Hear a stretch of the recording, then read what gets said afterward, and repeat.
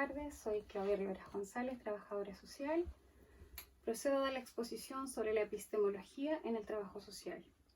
Como introducción diremos que el trabajo se compone en tres temas. Un primer tema que es el origen de la epistemología, un segundo tema que es el rol de la epistemología en el trabajo social y un tercer tema que son los paradigmas utilizados por el trabajador social para intervenir la realidad.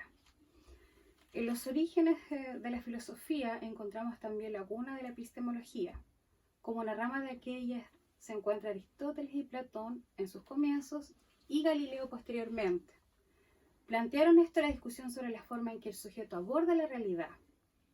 También se origina el proceso que dará nacimiento a las ciencias, donde Comte, Bacon y Durkheim pretenden ofrecer teorías sobre las cuales son los elementos predominantes en el conocimiento científico.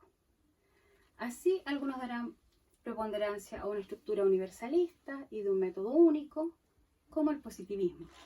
En tanto, otros darán preponderancia a lo empírico y las interpretaciones cuantitativas de la realidad, sin dejar de lado la reflexión. Incluso habrán algunos, como Popper, que ofrecerán modelos basados en una síntesis de ambas corrientes principales.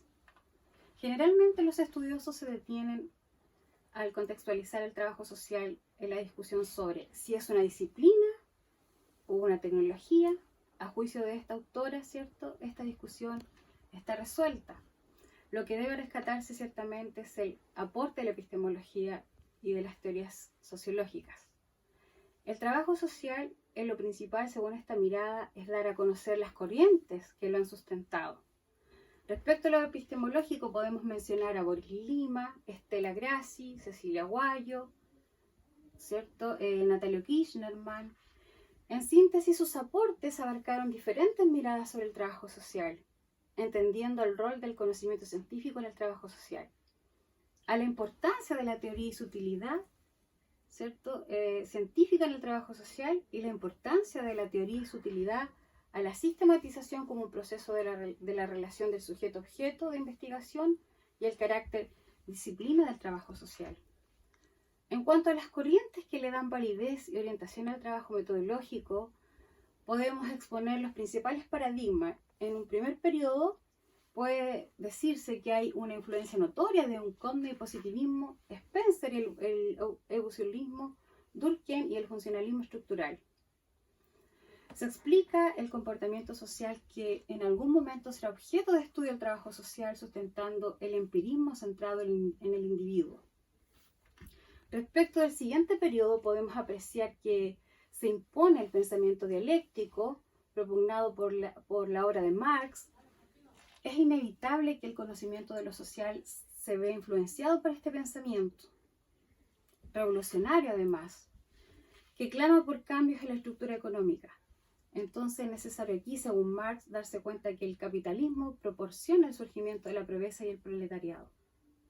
Finalmente, el modelo comprensivo con sus variantes interpretativas y humanistas asigna al trabajador social un rol casi artístico. Es el origen del modelo de intervención centrado en el cliente. A modo de conclusión, podemos definir que la epistemología propone una reflexión crítica sobre la forma en que estas ciencias y corrientes abordan la realidad de las personas. Y el trabajador social debe entender que esto es fundamental, ya que nos otorga la perspectiva de sobre cómo abordamos dicha realidad. Y no solo eso, sino que nos señala además el camino para situarnos frente a esta realidad de forma objetiva. Entonces, es un deber permanente de nosotros los trabajadores sociales fortalecernos teóricamente desde una manera holística. Esta práctica además a nosotros nos permitirá situarnos en diversas perspectivas sociológicas que son las que nos entregan una interpretación de la realidad social. Así se fortalece la discusión y el análisis crítico, que es imprescindible antes de abrir la puerta a la multidisciplinariedad que caracteriza al trabajo social. Solo así, mejor de los casos, aportar la teoría mediante la investigación metodológica y el acercamiento a la realidad de nuestros sujetos de atención y de intervención. Muchas gracias. Buenas noches.